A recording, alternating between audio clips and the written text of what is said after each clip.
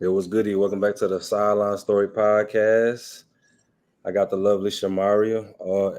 Maria knows best. Y'all go follow her YouTube. How you doing? I'm good. How are you?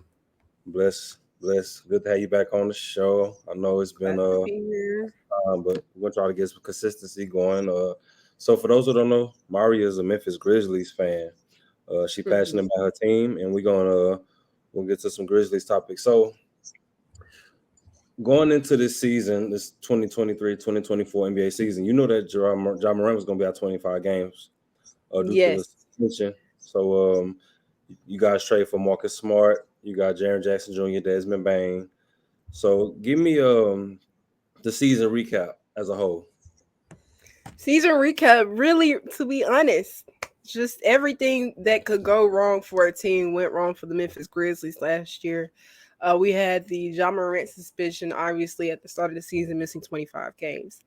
However, there was still some hope in it. I wouldn't even say just Memphis Grizzlies fans, but people who watch basketball in general, due to the fact that seasons prior, the Memphis Grizzlies were able to sustain a good record without having Ja Morant on the court, which were the kind of the expectations coming into this season.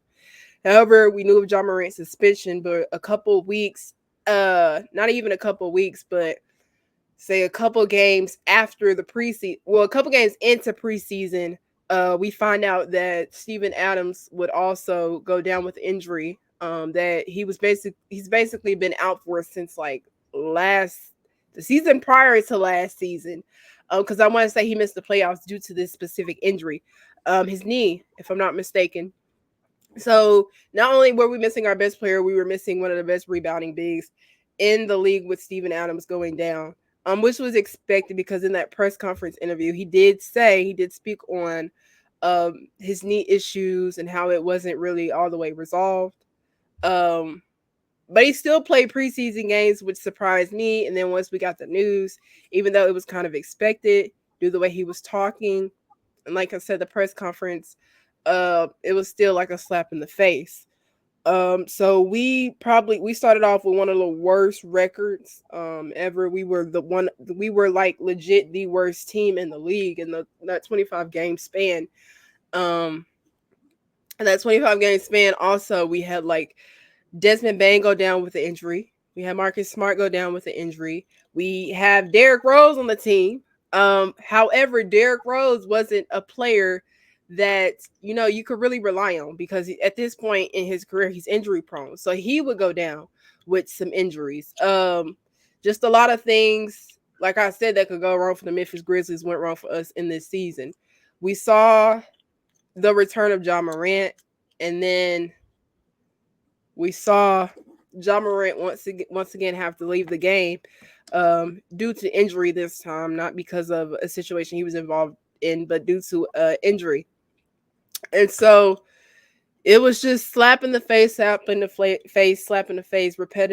with the Memphis Grizzlies. Like every month there was something new with this team, and it was always basically a negative thing that was coming out and being reported about this team. So um that's really the recap. Basically, every possible thing you could think negative that could happen in sports happened to the Memphis Grizzlies. If I'm not mistaken, we have like the most lineup changes in NBA history.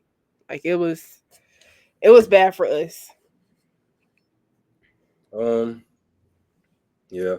So with John Morant being out the first 25 games, once he gets back, it's a lot of ground you got to make up, especially this season because the Western Conference was so competitive. So I want to ask you, even though this season was a letdown due to like mostly like injuries, I want to kind of like chalk it up to injuries.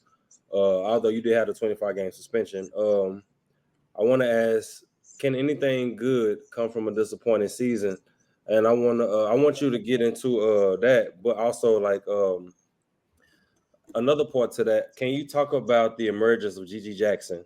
You can answer it first, but then talk about the emergence of Gigi right after that. Yeah. So yes, as much as I spoke on the negative, there were some positive outcomes that did happen this season with the Memphis Grizzlies, with us seeing certain players get in certain positions and thrive in those positions. And Gigi Jackson was one of those players that thrived in that position. And to be honest, I wasn't high on Gigi Jackson initially, like at all, really, due to like his scouting reports when he was coming into the leagues, like getting drafted and everything. It was told that he didn't really have the best quote unquote attitude and things like that. Never, it was really never an issue with his abilities on the court, but just like mentally him off the court, because he is one of the youngest players in the league, and with that comes a lot of immaturity, and we kind of saw some of that in the beginning of the season. But as time grew on, we just saw what Gigi Jackson was able to do, and he, like, I'm gonna say what he did was not expected, because I don't think people expect, due to this draft class having so many talented people. Gigi Jackson was not a name that I personally heard in a lot of people's mouths until he started to perform the way that he did. I mean, Gigi Jackson is a player that has really worked himself, that could have worked itself into the starting lineup position next year, because our wings is like a position in which we struggle in, because our starting five, I don't think, has actually been figured out. So there's a potential that Gigi Jackson could be in our starting five next year, um, and things like that. He ended up finishing, if I'm not mistaken, he made all rookie second team. Um, and so I'm not sure what his averages were, but I just know that he was a spark of light with with how bad the Memphis Grizzlies was playing for us. A lot of the people that were still watching the Grizzlies, even me, I would tune into some games, not every game. But I was always expecting to see Gigi Jackson go out there, play, and give his heart out, and that's what he would do almost every game. His athleticism was something that we watched. We just watched him grow, I feel like, a lot in terms of like maturity wise too. But yeah, I'm just excited to see how he plays alongside a player like Jaren Jackson. We did get to see him play alongside Desmond Bain and Jaren Jackson, and he played phenomenal.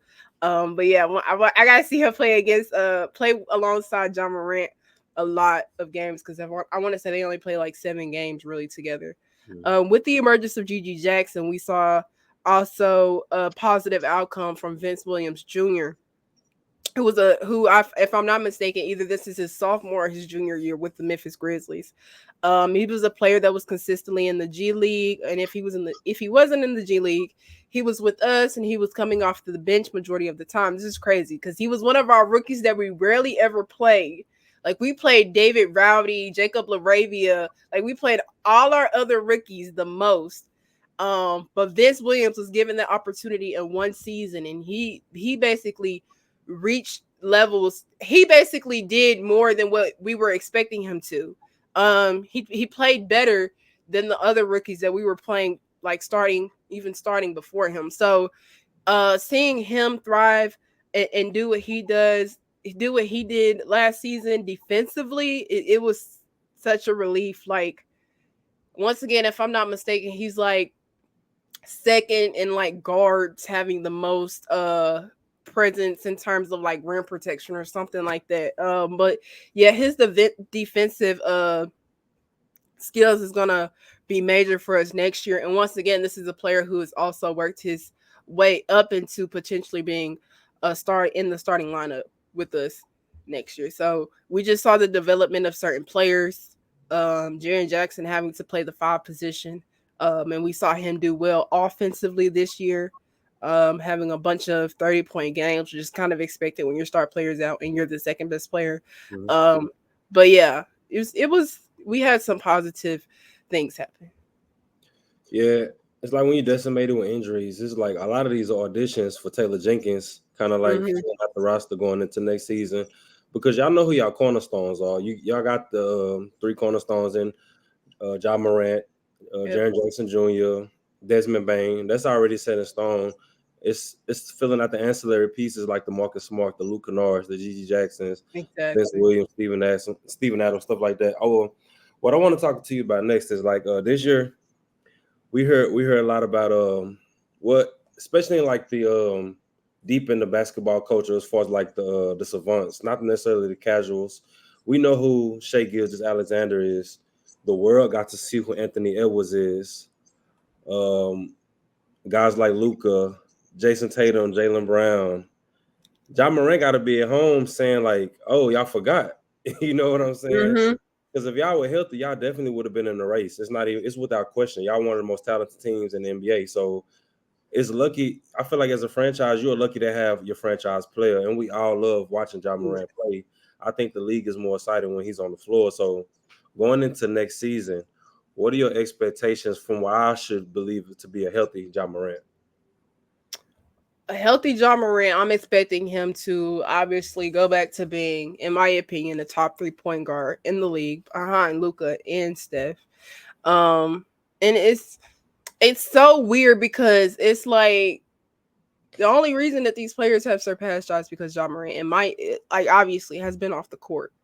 Uh, so Ja Morant at full strength, we weren't comparing him to SGA. We weren't comparing him to Anthony Edwards when Ja Morant was on the court. We were just mesmerized. And I think that even in the game, the 7 games that he did play this season, that I mean, what he did in those 7 games was still enough for us to put Ja Morant right back in those conversations that we had him in before.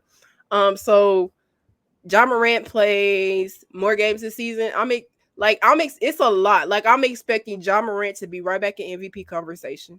Hmm? Uh, I want him to be at least top 5.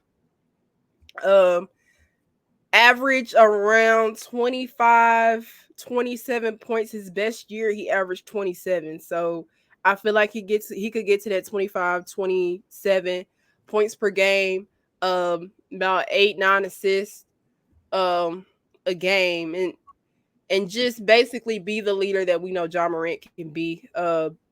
Get Memphis back to being in everybody's mouths after this season that just happened with us. Um, Ja Morant being 24 years of age, he is yet to hit his prime. I feel like I was telling one of my new co-hosts, Corey, like I feel like once you hit that 27 to 28-year-old range, I feel like you could kind of be all who you are as a basketball player. With y'all being so young, what new unlevels in his game you would hope that he unlocks? Because I know like the 3 ball should be a key point in this game that he has to improve on. But with that and along with other things that you see, what's like the next steps that he could take to become an elite basketball player? Definitely, adding that jumper. I mean, he has one, but it's not the best, and it's not something that he can really rely on because we know Ja Morant is more of a in the paint player. Buttering Getting every to the rim, yeah, going to the rim, all of that. So coming into this season, I expect to see it, of course, because you can't completely take that away from Ja Morant's game. But I would like to see not so much of it to the point where he has to literally rely on driving to the paint, getting that layup, that dunk, or whatever. But like I said, but I still expect to see it because it's Ja Morant. So developing a jumper would be very important. I think obviously bettering his free throws, getting better at shooting free throws. The 3 ball, he could add that. Um, yeah, I would definitely like just at least get. I don't know if Ja Morant is league average. I don't know what Ja Morant is exactly at the 3, but I know he's not like His the his best best. his best season was 2021, 2022. He shot 34% off 5 attempts. I kind of want to give him a pass this year because the sample size it wasn't enough for us to know if he made any like big leaps in his game. So that's why I kind of would say like going off of like going into next season because this year in the sample size he actually shot the most threes he ever was attempted at 5.7 a game. So yeah. So just I guess I'd say a little bit like my main focus is him just shooting the ball at shooting jumpers. Um, just that obviously working with how you finish around the lane. Um, that should just come with the development of shooting the jumper because I would pray that because majority of his injuries I feel like come from him not knowing how to land. Mhm. And with a player like Derrick Rose on his team, I think since they've been together for at least I think that a year. Um, Hopefully he's had some conversations with Ja about that too. Um, but That's something that I hope to see him do better next year, shooting the ball better. Mm-hmm. Um, and I'm not gonna do too much on defense because if he stays good offensively, I'm because we'll be a good defensive team, whether he learns to play like lockdown defense or not. So I'm not too worried about him defensively, and I feel like we can still hide John on defense anyways. Um, but yeah, that's what I think he should work on. I forgot what else you asked me. Sorry. Oh, that's okay. You mentioned a number. You said you want to see him average like 8-9 assists a game next season. Hmm. That's like a 4 assist jump in what he's averaging, like around 5. Normally, I heard somebody said if Kyrie averaged like 9-10 assists, he'll be the best point guard in the league. I just feel like with certain point guards, I feel like they're just asked to score. Like Steph Curry he's just a scorer. I think Yeah, the same with Ja. I think the same with Ja because they need like that 25, 26 a game from him. You think 10 assists will take away from his average on points? I don't think it should, cause I don't know why I was thinking John was averaging like 7, 8 assists. It's like So 5, he yeah. averaging 5. So then I would expect okay. Then I think a two assist increase. Then like if like giving a 7 assists, I don't think that should take too much away from his scoring abilities. Right. But yeah, I take back that 8, 9. Yeah. But yeah, I don't think that take away from his scoring abilities. I think with a full roster next year, a healthy roster, I Mm-hmm. think he could. I think he could do that. Oh, so with the Kyrie, somebody said that years ago. It wasn't like it was last year, so like y'all excuse me for that. It was a minute ago. But moving on, everybody's pretty much saying this draft is kind of one of the weaker draft classes we'll see in a while because they already saying next year's draft class should be one of those ones. Mm-hmm. So, with you guys rankings this year, y'all ended up with the ninth pick in this year's draft. Can you kind of talk about draft targets as far as like that speculation and or if y'all will trade the pick? Definitely. Um. Now, when it in terms of us drafting the player that will come in and help with the needs of our roster, that will fix our roster. Donovan Clingan has been the biggest name that I've heard so far.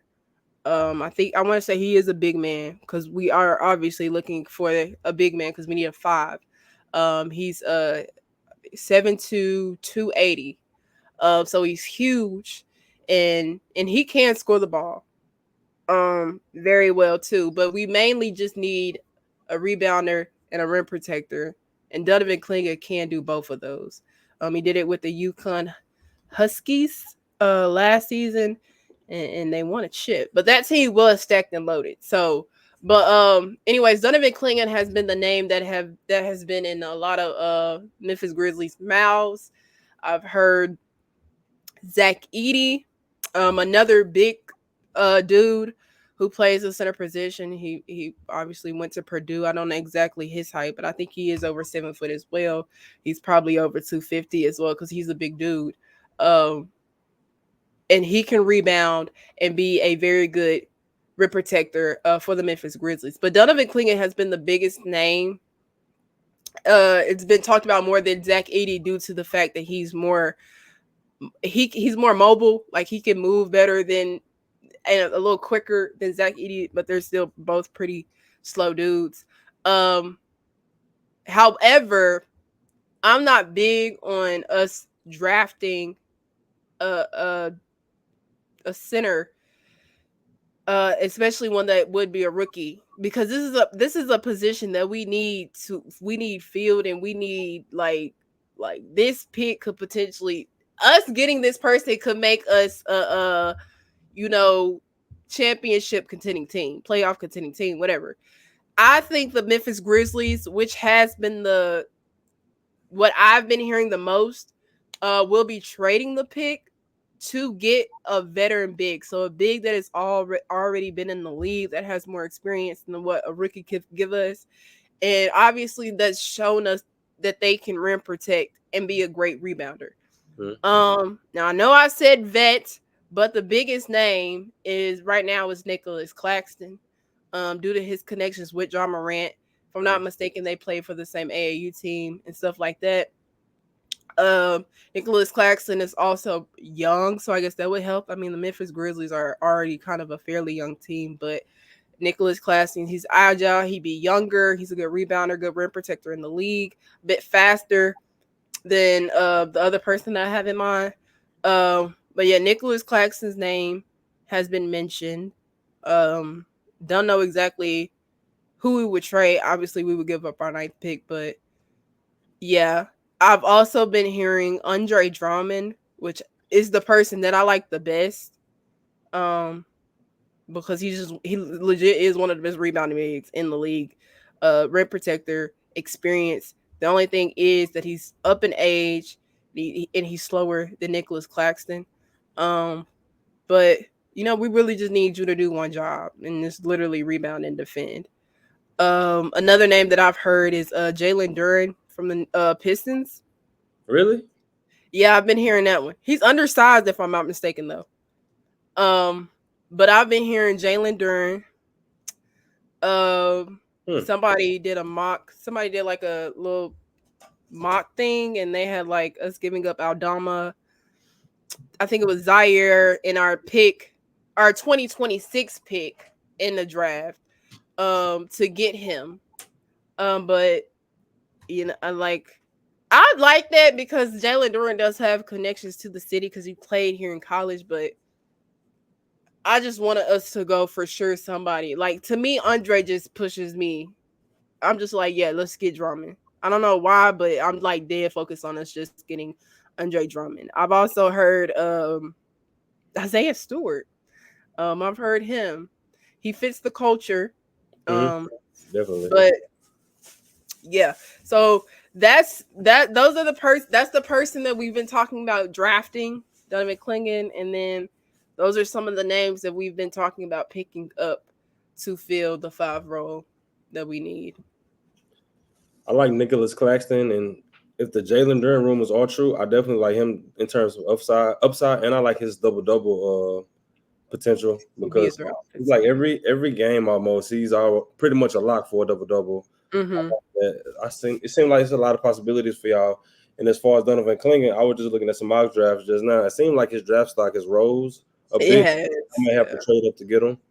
But moving a little forward, we talked about your expectations for Ja Morant in the upcoming season. And let's speak as far as expectations for the upcoming season because I'm expecting. We say the West is going to be a dogfight every year. This year, it definitely was. It was like what Mm-hmm. 10, 11 teams that was over 500, and I kind of expect the same next year, if not more teams. We may have had like 3 to 4 losing teams in the Western Conference just as a total. Um, we saw what the Houston Rockets put together at the end of last season. Yeah. Teams like the Golden State Warriors, they didn't make the playoffs. They were in the play-in, like the Sacramento Kings. There's a lot of competitiveness in the Western Conference. I don't know who's going to really fall off a cliff. I can't really see anybody falling off a cliff because I heard one source I trust. Shout out to Jason Tim for the volume. Like the Suns, the Warriors, and the Lakers. Somebody gonna get it together out of those three. So we could probably expect more things like the Thunder and the Timberwolves. They young teams with veteran players, but it's like, well, not the Thunder with veteran players, but the Timberwolves have veteran players. It's like you learn and improve and you show up. So it's like, you know, where do y'all fall in the rankings in the Western Conference, in your opinion, next season? Hmm. Realistically, I think it'll be around that 5 through 8. I want us to finish. I obviously want us to finish top 3 if we could, but realistically, that 5 through 8, it's just it is like, yeah, I get we do say the West gets tougher every year, I and think it to has. finish top three, you're gonna need a great bill of health. I'm not saying that y'all Yeah, can't do it like from a basketball or a talent perspective.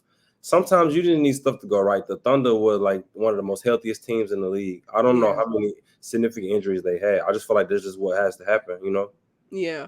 100%. Health is definitely gonna be one of the main factors in the Memphis Grizzlies doing what they have to do next season. So Yeah, I think realistically like 5 through 8.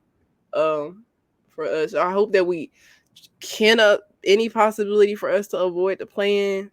Um, just it's gotten so tough. Like, however, I do Golden State Warriors. That's a team that you never supposed to count out, but I'm just I'm not big on Golden State right now, even though that they have Steph. I mean, but you never know what can happen in free agency or the draft. You getting like Um, Last Dance vibes from Golden State? yeah, Yeah. and then the rumors of Klay Thompson. Klay Hmm. Thompson is leaving that organization, so they three about to break up. Even You think though, you think Clay leaving? hmm, You think Clay leaving? I can't yeah, see it. I think Klay leaves. I I think can't Klay see gonna it. leave. Yeah, I think Klay leaves. And see, I just don't know. I do think Klay leaves though. I do, but like I said, you never know what can happen in free agency or the draft. They could end up Okay, or let's do this. Let's do this. Let's do like a little mini game. I'm gonna name like a few teams, and you tell me if you think y'all will lap them next season. The Clippers. that's a weird team. Oh my gosh. What are the Clippers? They finished what 5 last year, They 6 finished last year, they finished with the fourth seed.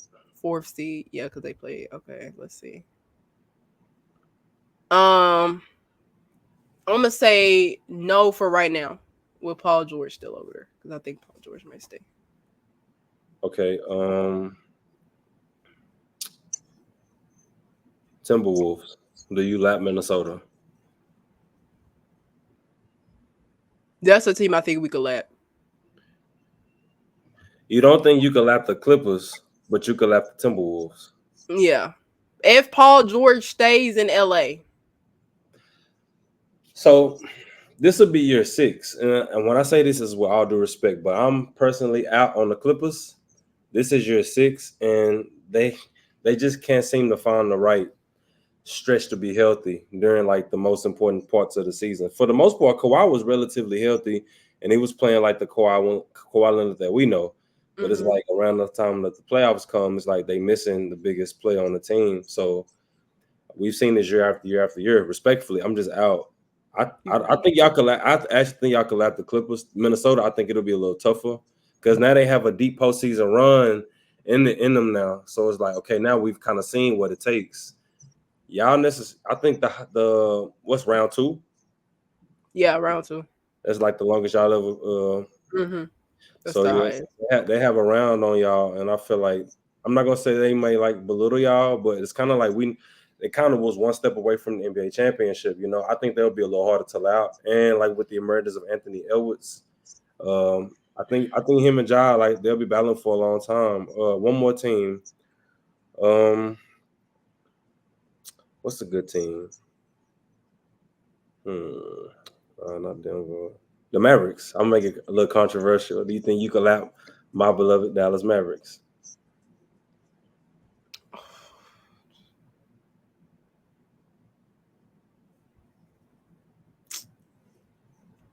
I'm gonna say yeah.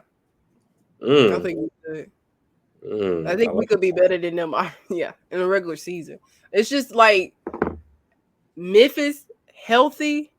it's scary. It's scary hours for sure. It's just I'm a fool. But then again, like Luca and Kyrie have mastered playing together. But I still think Memphis is a better team than the Dallas Mavericks when healthy, offensively and defensively. I like it. So Like it a yeah, lot. Memphis. So last but not least, this needs to take place in order for the Memphis Grizzlies to insert themselves in the championship bubble. We know every season, as the season goes along, I want to say around that trade deadline, we kind of have our expectations as far as like who are the final teams that you could say, all right, they might win the title, like Timberwolves, the Nuggets, the Boston Celtics. Like those are like a few teams that we feel could win the whole thing, you know. What needs to happen for your team in order for that to take place? Obviously, we got to get a reliant five, Hmm. a starting five. If we get that, that fixed a lot of our problems.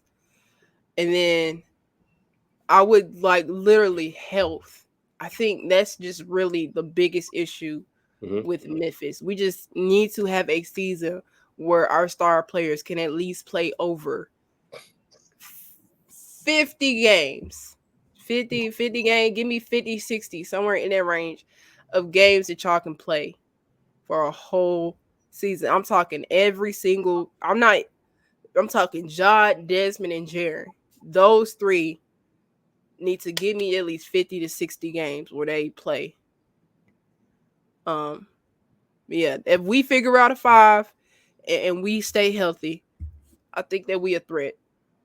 The likelihood of y'all being decimated with injuries like this again is very slim, in my personal opinion. I'm not like a god or anything like that, but I would say like that'd be very unfortunate if this happened 2 years in a row. So Right. I would say history says y'all should have a good bill of health this season. I feel like this season, I feel like if Ja Morant can unlock the three ball, I feel like y'all could be a team. I would say like I'm not gonna say a lock, but y'all would be a real threat to make the Western Conference Finals. I feel like that has to be like one of the steps. So Desmond Bain emerged with the absence of Ja Morant. Yeah. He was hovering around like the 25, 26 mark per game. And Triple J, former defensive player of the year. He'll be playing with another former defensive player of the year in the Marcus Smart, who's experienced, especially when it comes to like deep playoff runs with the Boston Celtics. Mm-hmm. A vet, Derrick Rose, young guys, G.G. Jackson, Vince Williams Jr. Like y'all have a lot to be hopeful for going into this next season. But I think I'm gonna agree with you. I think it's health. You you take a healthy Memphis Grizzlies team in the playoffs, and you see where you stack up against anybody in the Western Conference. I would say y'all bet to pretty much beat anybody. I think y'all have the talent to beat almost anybody in the Western Conference. I feel like they'll be favoring Denver next season, but I feel like y'all are the team that's the scrappy team. We'll play anybody. I feel like that's y'all mentality. Yeah. Yeah. No. Before we get off, you got anything? Just be prepared. Scary season coming for Ja Morant next year. I think he gon' play have a better season. I think he gonna have a better season than he had in 21-22, Mm-hmm. which is his best season so far. So I'm just ready for that scary season. That's We're it. definitely gonna lock in some more too, man. I appreciate you pulling up. But I told the people in the beginning, you backdoor, tell them where they can find you at. Oh, my Twitter is right here. That's what I handle right there. Maria W knows best. My TikTok, Maria knows best as well. YouTube, Maria knows best. And I think that's yeah. And my Instagram is Maria _is _wise. So yeah, those are my socials. All right, so as the news keeps coming along, man, me and her, we're gonna get back in the lab with our other co-hosts, and we're gonna get this content out. Y'all have a blessed night. Peace.